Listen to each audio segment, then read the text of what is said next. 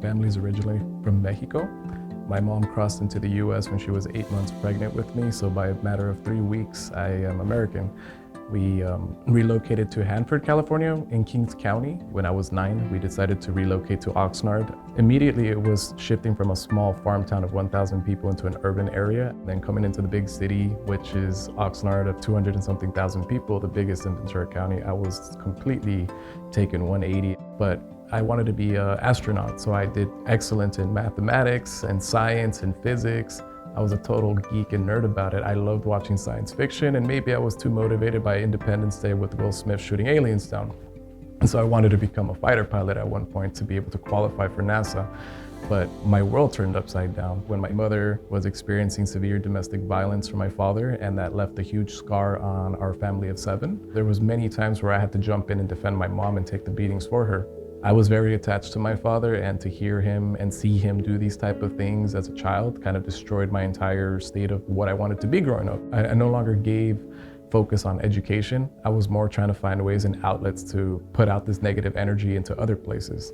So I would occasionally go to the swap meet at the nearby Oxnard College.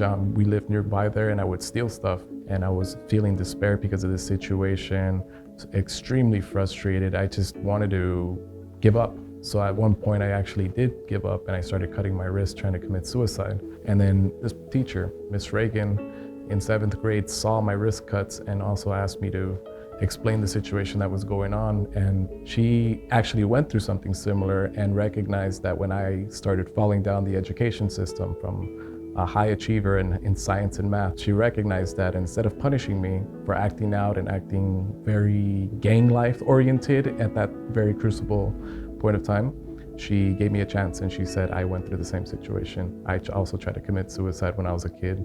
So I totally understand you. I just need you to understand that things will get better at some point. So because of that inspiring words, I decided to give it a chance, as difficult as it sounded with the dynamics. And I focused on maintaining the family system.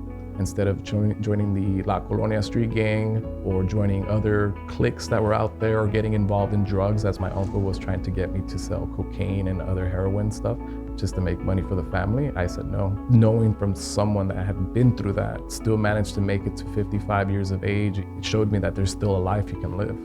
I can still make it somewhere, somehow. I knew that there was still hope. So by dreaming, I was able to envision myself doing this route or that route to get myself out of this situation. So I went to Oxnard College right after high school when I got serious in 2013, and I found myself going to Santa Barbara City College as a plan B for radiography. I knew I was gonna end up at the United Nations one day, but I didn't know how. And then 2, as a backup option, become an X-ray tech in case that fails. So I had that option. So I did that, and unfortunately, the pandemic happened. It destroyed everything that I had going, whether it was a city management internship, shut down. Homeless commission, shut down. My job, I was washing dishes at the Oxford Union High School District, shut down. So I was left in limbo as to what am I gonna do with my education? What's the world gonna be like after the pandemic? I did not know what was going on, but I heard that the Ventura County Community Foundation, they were announcing that they were offering $200 to $300 scholarships, in a sense, grants for those who lost their jobs and have bills to pay, food to acquire. And I applied, and from that point on, I actually continued on reading their webpage, their newsletter, and found out about these extra opportunities for graduate school. And I applied and I got it. So after that, I got into a numerous amount of master's programs, maybe too many for you to comprehend why the sanity. But in August of 2023, I had applied to a new master's program called the Geneva Graduate Institute in Geneva, Switzerland, that was specifically tailored to people wanting to work at the United Nations. I got accepted, and I flew immediately to Geneva in August of 2023.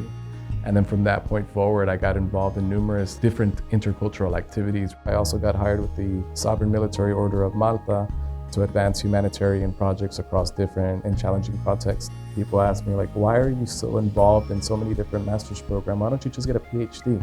What are you trying to prove? And I said, I'm not trying to prove anything. I'm just trying to make sure I understand the subject through multiple different lenses. And if there's opportunities to have it funded, I'm not going to miss it.